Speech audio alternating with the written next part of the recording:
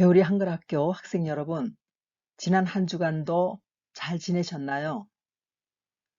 오늘 배울 수업의 제목은 새로 오신 선생님입니다. 벌써 세 번째 수업이네요. 학습 목표는 외모와 옷차림에 대해 설명하기, 첫인상에 대해 말하기, 학습 내용으로는 문법, 뭐뭐는 다고, 뭐뭐냐고, 어휘, 낱말이죠. 어휘는 사람의 외모와 관련된 여러 가지 낱말을 배워보도록 하겠습니다.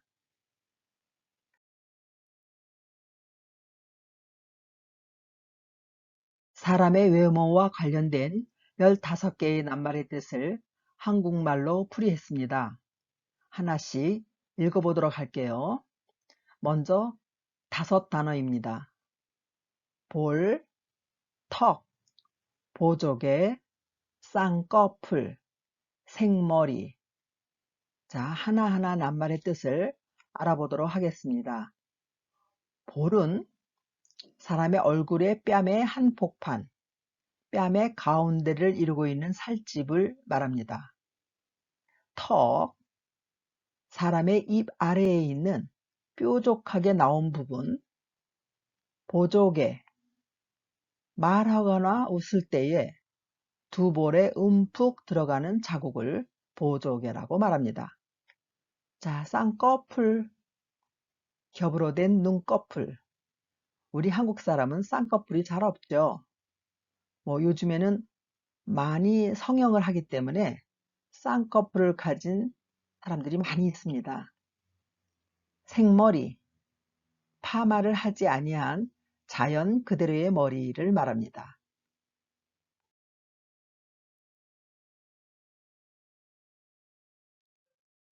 계속해서 사람의 외모와 관련된 5단어를 또 배워보도록 하겠습니다. 둥글다, 갸름하다, 잘생기다, 개성있다, 곱슬머리.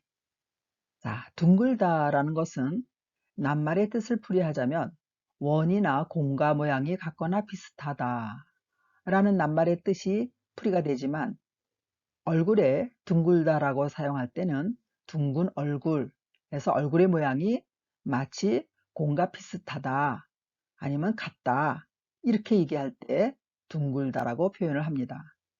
자, 얼굴의 모양이 갸름하다라고 얘기해요. 보기 좋을 정도로 조금 가늘고 긴 듯하다. 갸름한 얼굴 이렇게 얘기할 수 있죠. 잘생기다. 여학생이나 아니면 여자들에게는 잘생기다라는 표현을 잘 하지 않죠. 예쁘다 그렇게 말을 하는데 훤칠하게 사람의 얼굴이나 풍채가 훤하여 훌륭한 모습을 볼 때 저 사람 참 잘생겼다 이렇게 말을 하죠. 개성 있다. 개성 있다는 다른 사람이나 개체와 뚜렷이 구별되는 또는 그런 것. 그러니까 무슨 말이냐 하면 쉽게 풀이하자면 나의 모습이 다른 사람과 좀 다르다, 특별하다. 어떤 개인의 퍼스널리티가 분명히 있다라고 할 때, 저 사람은 정말 개성 있다. 이렇게 표현하기도 합니다. 곱슬머리, 머리가 고불고불한 거죠. 고불고불하게 말려있는 머리털인데, 우리 한국 사람들은 곱슬머리가 잘 없습니다. 있다 하더라도 약간 곱슬이지, 이 외국 사람들처럼 아주 고불고불하게 머리가 나올 때부터 고부라진 그런 머리는 별로 없습니다. 마지막으로 외모와 관련된 어휘를 배워보도록 하겠습니다. 마르다, 날씬하다, 통통하다, 뚱뚱하다, 체격이 작다, 크다. 이것은 외모보다는 어떤 사람의 체형에 관계되는 낱말입니다. 자, 마르다라는 것은 굉장히 마른 사람, 막 리잉유 할 때 마르다, 살이 빠져 야위다. 그러니까 원래 좀 살집이 있는 뚱뚱한 사람이 어떤 이유로 살이 빠졌을 때에 그 사람은 정말 말랐어. 왜 요즘에 마르지? 이렇게 표현합니다. 날씬하다. 운동을 하거나 아니면 어떤 다른 이유로 날씬한 몸매를 만들 수도 있고 또 사람의 체형 자체가 날씬한 사람이 있습니다. 몸이 가늘고 키가 좀 커서 맵시가 있다 할 때 날씬하다라고 얘기를 하죠. 통통하다, 좀 키가 작고 살이 쪄 있는 상태에서 몸이 옆으로 퍼진 듯하다 할 때 좋은 표현으로 통통하다 이렇게 얘기합니다. 뚱뚱하다라고 말하는 것보다는 조금 예쁜 표현이죠. 그러면 뚱뚱하다는 뭐예요? 뚱뚱하다는 정말 살이 많이 쪄서 남이 보아도 몸이 옆으로 많이 퍼진 그런 모습일 때 뚱뚱하다라고 얘기합니다. 들어 체격이 크다, 작다, 몸의 골격이 크다, 작다. 그러니까 어떤 사람들은 굉장히 큰 사람이 있죠. 운동선수 같이. 그 다음에 또 체격이 작은 사람이 있습니다. 그럴 때 저 사람은 체격이 정말 크다, 체격이 좀 작다 이렇게 표현합니다. 자, 여러분은 지금까지 15개의 외모와 체형에 관계되는 낱말을 배웠죠. 자, 그 낱말을 그림을 보면서 다시 한번 익히겠습니다. 첫 번째 그림, 뺨과 볼이 있죠. 보통 우리가 뺨 하면은 사람의 얼굴의 양쪽 부분을 얘기를 하는데 볼은 그 중에서도 조금 도드라지게 나온 부분을 볼이라고 합니다. 자, 볼은 빨갛게 표시한 그 부분이 되겠습니다. 두 번째는 뭘까요? 입 아래에 뾰족하게 나온 부분이라고 그랬죠? 네, 여기 턱을 얘기합니다. 그 다음에 그림은 입가에 움푹 들어간 자국이 보이죠? 보조개. 아, 눈이 참 크네요. 자연적인 눈인지 성형의 눈인지는 모르겠지만 쌍꺼풀이 아주 깊게 패였네요. 머리가 이뻐요. 네, 생머리입니다. 파마를 하지 않은 머리. 자, 밑에 그림은 파마를 해서 곱슬어진 것 같은데 어쨌든 선천적으로 태어날 때부터 곱슬머리를 가진 사람이 있죠. 이럴 때 머리가 고불고불하게 말려 있을 때 곱슬머리라고 합니다. 계속해서 외모와 관련된 어휘를 배워보도록 하겠습니다. 둥근 얼굴이 나왔네요. 예쁘네요. 둥근 얼굴. 그 다음에 위에와 비교해 볼 때 좀 갸름하죠. 길죠. 날씬하고 이럴 때 갸름한 얼굴. 자, 탤런트 이민호 씨 얼굴이네요. 이분은 요즘에 아주 인기 있는 방송의 주인공으로 나오기도 합니다. 잘생겼네요. 잘생기다. 그 다음 그림은 여러 사람의 모습이 나오죠. 좀 체격이 있는 사람, 날씬한 사람, 또 청바지를 입은 사람, 자기와 어울리는 개성을 가지고 여러 가지 옷과 또 자기의 스타일을 가지고 있네요. 이럴 때 개성 있다라고 얘기를 하죠. 개성 있는 사람, 개성 있다 이렇게 표현합니다. 그다음에 만화 그림을 보니까 자, 자녀가 엄만 좀 말라야 된다고 얘기해요. 엄마가 조금 뚱뚱했나 봐요. 그랬더니 엄마는 뭐라고 얘기를 해요? 내가 너 때문에 마르는 거다라고 얘기를 하고 있죠. 자, 몸이 좀 말라야 된다고 얘기할 때 마르다. 마지막으로 자, 날씬한 몸매를 가지고 있네요. 무슨 모델 같은 느낌도 들고요. 날씬한 몸매, 날씬하다. 마지막으로 외모와 관련된 세 개의 그림을 배워보도록 하겠습니다. 자, 여성의 얼굴이 나오는데 얼굴이 어떤 것 같아요? 예, 좀 통통하죠? 통통하다.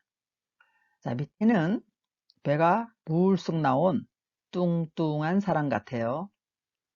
다음에 마지막 그림입니다. 열심히 달리기를 하는데 한 사람은 체격이 크고 한 사람은 체격이 작습니다. 이럴 때에 체격이 크다, 체격이 작다 이렇게 말을 합니다.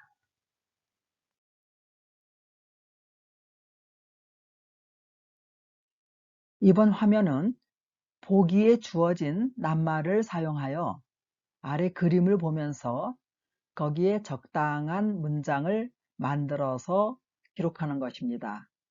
자, 처음 볼까요? 지금 곱슬머리에 학생이 있어요. 그 다음 표현은 무엇이 될까요? 네, 쌍꺼풀이 있는 것 같아요. 그래서 쌍꺼풀이 있어요. 그 다음에 찾아봅시다. 잘생겼어요. 선생님이 혼자 생각인지는 모르겠지만 위에 보기에서 적당한 말을 넣으려다 보니까 잘생겼어요의 표현이 맞을 것 같아요. 그 다음에 마지막으로 얼굴이 통통해요. 귀엽죠? 자, 여성분 볼까요? 일단 생머리예요 하고 머리가 파마를 하지 않은 긴 자연적인 머리가 나왔어요. 그 다음에 선생님이 화살표로 어느 얼굴의 부위를 지금 딱 찍었죠? 이 부분에 있는 말인데 여러분들 눈치챘어요? 보조개가 있어요. 그 다음에 어떤 표현이 맞을까요? 예, 날씬해요. 마지막으로 이분은 얼굴이 둥글지 않고 갸름해요.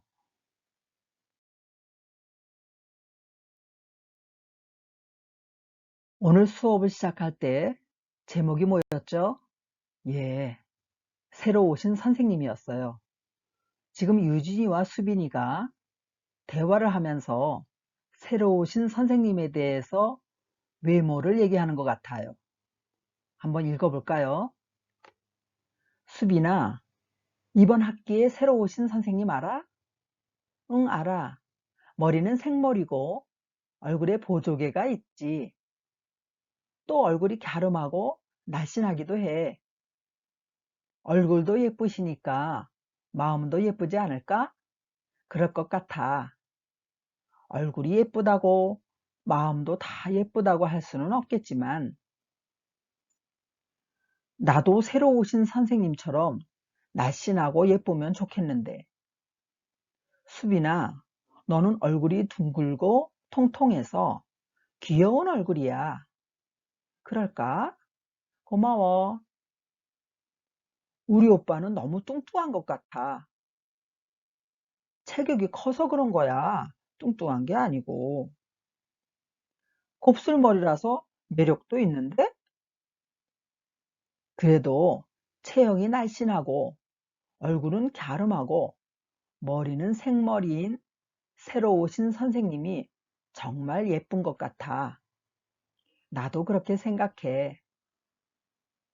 지금 형광펜으로 나온 여러 가지 단어들은 위에서 여러분들과 선생님이 그 뜻을 읽고 또 그림을 통해서 본 낱말들입니다.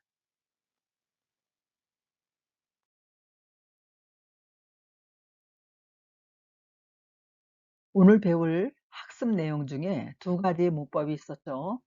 그 중에 첫 번째로 낱말의 뒤에 니은을 붙이거나 혹은 는다고를 붙이는 그러한 문법이 되겠습니다. 그래서 설명을 들어볼게요. 동사, 형용사, 명사에 붙어 다른 사람에게서 들은 내용을 전달할 때 사용하는 문법입니다. 내일은 하루 종일 비가 온다고 해요. 이렇게 되어 있죠. 자, 하루 종일 비가 온다고 했는데 비가 온다고 말한 사람은 내가 아니죠. 누군가가 내일 비가 온다고 얘기했고 그 비가 온다는 말을 또 전달해 준 거죠. 그 다음 문장 볼까요? 선생님께서 다음 주에는 한국어 수업이 없다고 하셨어요. 자, 한국어 수업이 없다고 한 사람은 누구죠? 선생님이죠. 선생님이 얘기를 한 것을 내일 다음 주에 수업이 있니? 하고 물어보니까 수업이 없다고 전달하는 거예요. 그 다음 문장 볼게요. 아빠, 지금 집에 안 계셔? 아빠가 집에 있냐 없냐를 누가 물어보는 거예요. 응, 세차하러 간다고 하시면서 아까 나가셨어. 자, 세차하러 간다고 얘기한 것은 내가 아니죠. 아빠가 말한 것을 물어본 사람에게 지금 전달하는 거예요. 아래에서 다시 한번 배워보도록 하겠습니다. 동사나 형용사 혹은 명사에 동사에 받침이 있으면 받침 때문에 는다고 붙이고, 받침이 없거나 혹은 리을 받침이면 바로 니은으로 직접 쓰거나, 아니면 니을은 없어지고 리을 대신에 니은을 넣는 그러한 것으로 변형이 됩니다. 바꿔지는 것이죠. 자, 그러면 먹다의 동사에 먹에 기역 받침이 있으니까 는다고를 넣으면 되고요. 가다의 동사에 받침이 없으니까 바로 이 니은을 넣으면 됩니다. 그래서 간다고.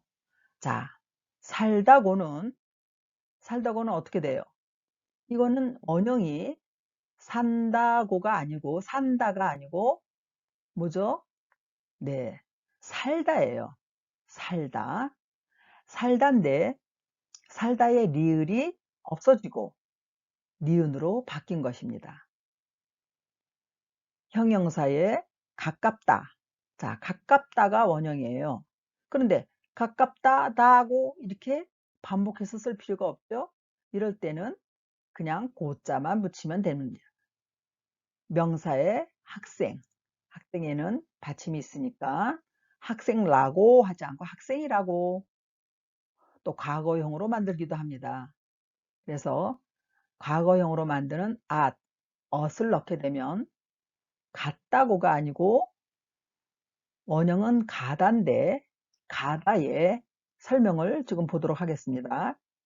가다에 과거형 at을 넣게 되면은 가았다가 됩니다. 근데 우리말에는 가았다 이렇게 쓰지 않죠. 가의 아와 또 at의 아가 중복이 되기 때문에 줄여서 같다 이렇게 씁니다. 언니가 학교에 갔다고 말했어요 하면서 엄마한테 얘기를 전해주는 거죠. 언니는 벌써 과거에, 그러니까 조금 전에 학교에 갔던 거죠. 그 갔던 내용을 엄마에게 다시 전해줄 때 과거형으로 바꿔서 갔다고 이렇게 표현하는 것입니다.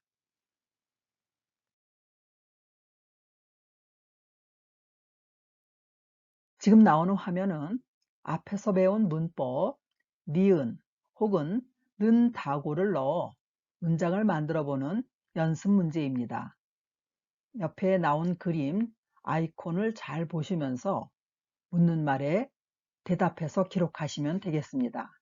첫 번째, 어디에 가요? 여러분 이 아이콘의 그림을 아시겠죠? 예, 식당입니다. 식당에 간다고 해요. 두 번째, 점심에 무엇을 먹어요? 아마 점심을 먹은 다음에 디저트로 먹는 거겠죠? 그랬더니 옆에 있는 아이콘이 등장해요. 아이스크림을 먹는다고 해요. 세 번째, 사진은 누가 찍어요? 자, 사진 카메라가 있고 누가 찍을까요? 네, 이 아이콘은 할머니 같아요. 할머니도 사진 찍을 수 있겠죠? 그죠? 자, 사진은 누가 찍어요? 할머니께서 찍는다고 하세요. 마지막, 어디를 가는 것 같아요? 그러니까 뭘 가지고 가야 해요? 그렇게 물으니까 안경을 가지고 간다고 해요.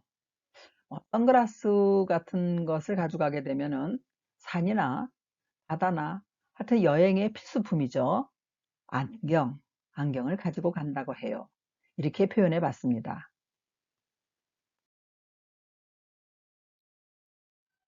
마지막으로 배울 문법은 뭐뭐냐고입니다. 야고는 앞에 배운 문법 니은, 는다고와 마찬가지로 동사, 형용사, 명사에 붙어서 다른 사람의 질문 내용을 전달할 때 사용하는 문법입니다. 문장을 읽고 해석해 보겠습니다. 친구가 나에게 매운 것을 잘 먹냐고 물어봤어요.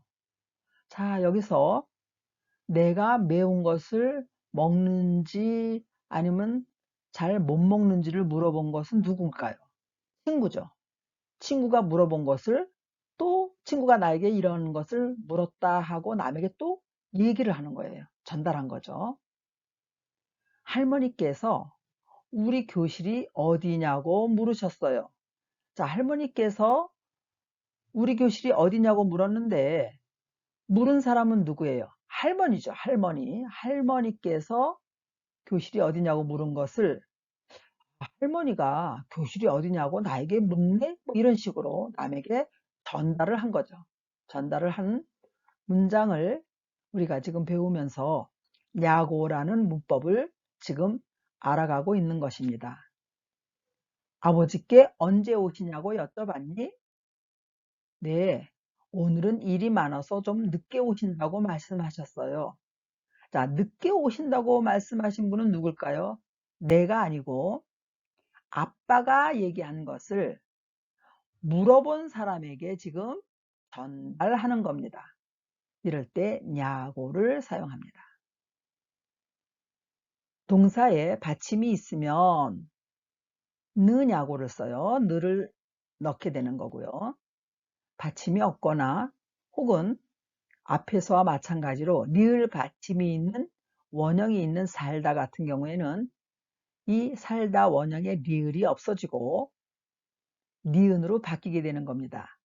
리을 불규칙 동사이기 때문에 그렇습니다. 자, 형용사에는 냐고를 붙이는데 받침이 없으면 그냥 예쁘냐고, 또 받침이 있게 되면은 을을 넣겠죠. 자, 명사 마찬가지로 학생 명사죠. 받침이 있으니까 학생냐고 이렇게 하지 않고 학생이냐고 이렇게 이를 넣는 것입니다. 마찬가지로 과거형을 만들어요. 그래서 과거형을 만드는 at이나 ot을 넣게 돼서 가다의 원형에 가았다 앞에서 배웠죠. 거기에 받침이 쌍시옷 받침이 있기 때문에 느냐고 이렇게 쓰는 겁니다. 그런데 요즘에는 동사, 형용사 모두 냐고로 쓰는 경우가 많다고 해요. 자, 어떤 경우인지 다시 한번 설명을 해드리겠습니다.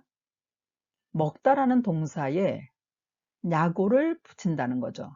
그러니까 받침이 있고 없고 상관없이 그냥 이런 것을 넣지 않고 이런 것을 넣지 않고 바로 냐고만 넣어서 먹냐고. 자, 자연스럽죠? 누나, 밥을 언제 먹냐고. 아마 동생이 배가 고픈 모양이에요. 그래서 누나에게 밥을 언제 먹겠느냐라고 물어볼 때 먹으냐고, 먹느냐고 이렇게 말하지 않고 먹냐고. 형용사도 마찬가지입니다. 그 여자 예쁘냐고 친구가 물어보네요. 예쁘냐고, 예쁘느냐고, 예쁘느냐고 이렇게 어색하게 말하지 않고 예쁘냐고 이렇게 바로 쓰는 경우가 많습니다.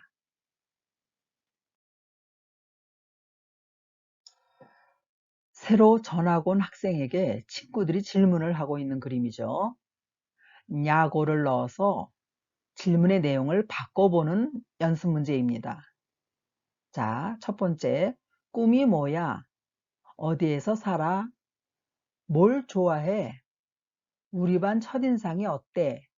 이렇게 물어볼 수 있는 것을 우리가 그동안에 배운 문법 야고를 넣어서 질문의 형식을 바꿔보는 겁니다. 자, 해볼까요?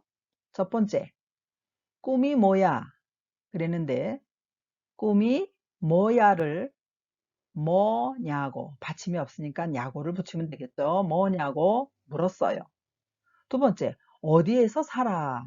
그랬는데 살아라는 살다의 원형을 리을이 없어지면서 사냐고 어디에서 사냐고 물었어요. 이렇게 되는 겁니다. 다음, 뭘 좋아해? 좋아는 원형이 좋다죠. 좋다. 좋다. 뭘 좋아하냐고 물었어요. 좋아하다가 원형이니까 하에 받침이 없으니까 냐고를 붙여서 뭘 좋아하냐고 물었어요. 자, 마지막으로 우리 반 첫인상이 어때? 어떻게 바뀌었을까요?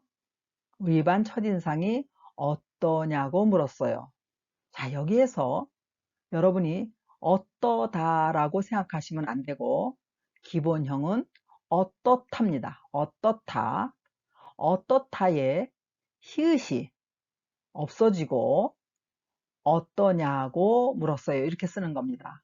이것은 이제 다음에 우리가 또 계속해서 배울 것이지만 불규칙 동사 어떻다가 히읗 불규칙 동사가 되기 때문에 히읗이 없어지고 어떠냐 이렇게 바뀐 것입니다.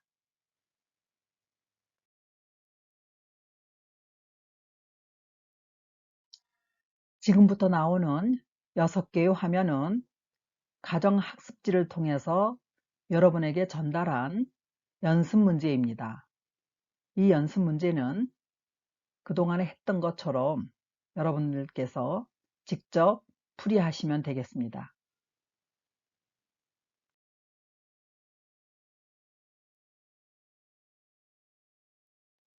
마찬가지로 보기에 있는 5단어를 적당하게 문장에 넣으시면 됩니다.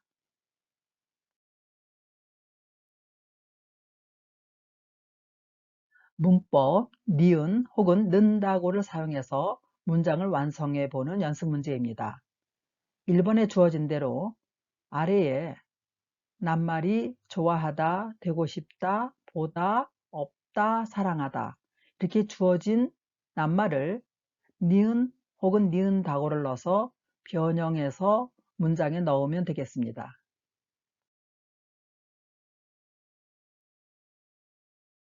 계속해서 그림을 보고 문장을 완성해 가는 연습 문제입니다. 1번에 그림을 보니까 조씨가 머리가 아프다고 해요. 자, 머리가 아픈 모양을 보고 문장을 꾸민 겁니다. 2번, 3번, 4번, 5번도 마찬가지로 여러분께서 적당한 문장을 만드시기 바랍니다.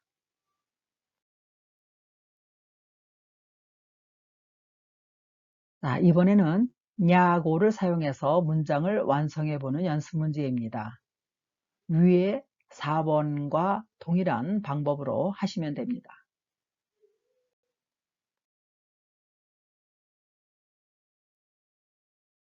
마지막 연습 문제는 대화를 읽고 문장을 완성해 가는 건데요.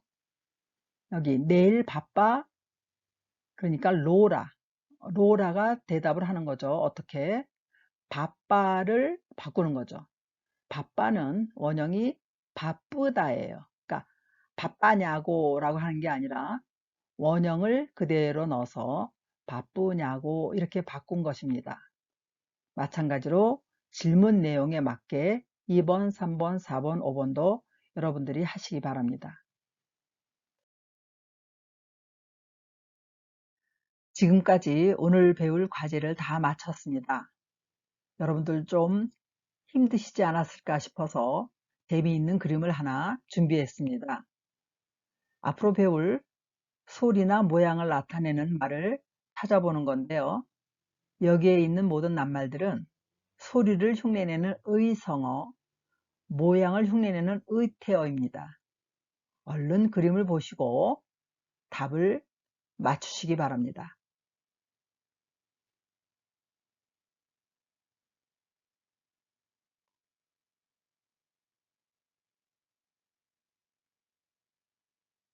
네, 여러분들도 아마 쉽게 다 맞추셨을 것 같아요.